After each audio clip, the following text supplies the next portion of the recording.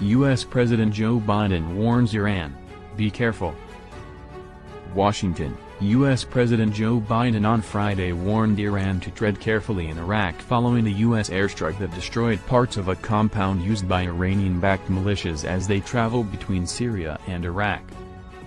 "You can't act with impunity," Biden told reporters in Houston, when asked what message he was trying to send to Iran by ordering the airstrike, carried out late Thursday, that hit a compound in Bukamil, on the Syrian side of the border with Iraq. "Be careful," he added. The president's comments, coming nearly 24 hours after 2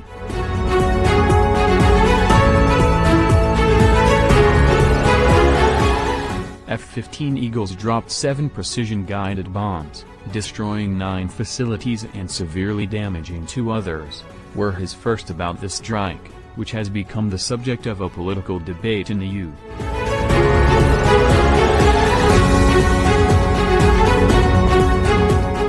Administration officials spent much of the day defending the strike, arguing it was necessary to protect American forces in the region following a series of rocket attacks, including 2 in the past 2 weeks in Erbil and Baghdad.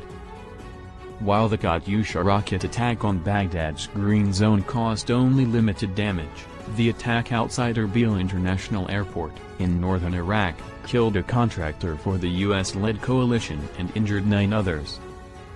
Some members of Biden's own political party, however, voiced concern Friday that the president may have gone too far by ordering a retaliatory strike. "The American people deserve to hear the administration's rationale for these strikes and its legal justification for acting without coming to Congress," Democratic Senator Tim Kaine, a member of both the Armed Services and Foreign Relations Committees, said in a statement Friday. "Offensive military action without congressional approval is not constitutional absent extraordinary circumstances," he added. Officials at the White House and the Pentagon quickly pushed back, arguing Biden was well within his rights, citing the attacks in Erbil and Baghdad while hinting more militia attacks were likely. "When threats are posed, he has the right to take an action at the time and in the manner of his choosing," White House Press Secretary Jen Psaki told reporters accompanying the president on a trip to Houston. "The president is sending an unambiguous message that he's going to act to protect Americans," she said, adding the president is sending an unambiguous message that he's going to act to protect Americans. The Pentagon on Friday said it had notified congressional leadership before the strike was launched and that a full, classified briefing was slated for the coming days. "This really was a defensive strike meant to help protect, in the future, American forces and coalition partners," Pentagon spokesperson John Kirby told reporters Friday. "We're confident that these were legitimate targets," he said. "We're confident that these were legitimate targets."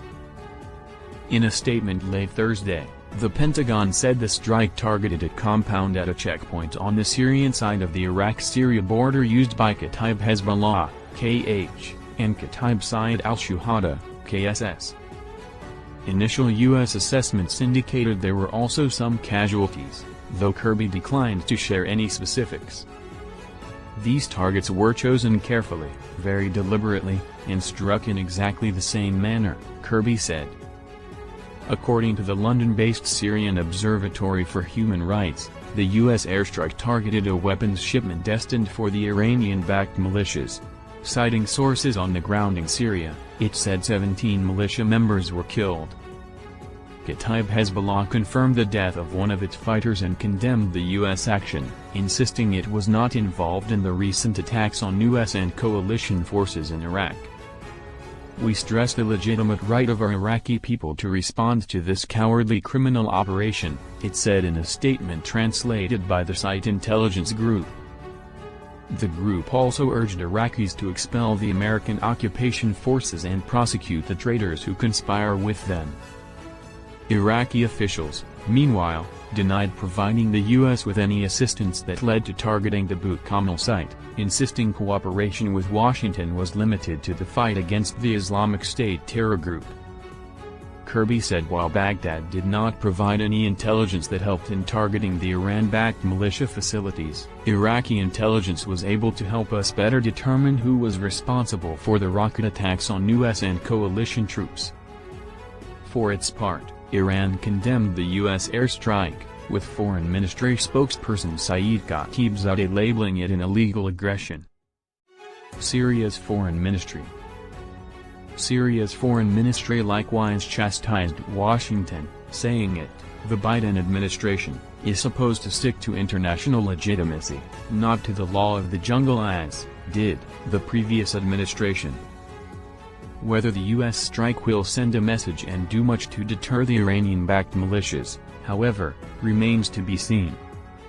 It sent the signal that Biden won't be a pushover on Iranian proxy activities, though the Iranians may not even register that, said Philip Smith, an analyst at the Washington Institute for Near East Policy who studies Shiite militias in the region. It's a softer, but still a rather nuanced hit, Smith added of the U.S. decision to strike a target in Syria, saying the response from the militias so far had been somewhat muted.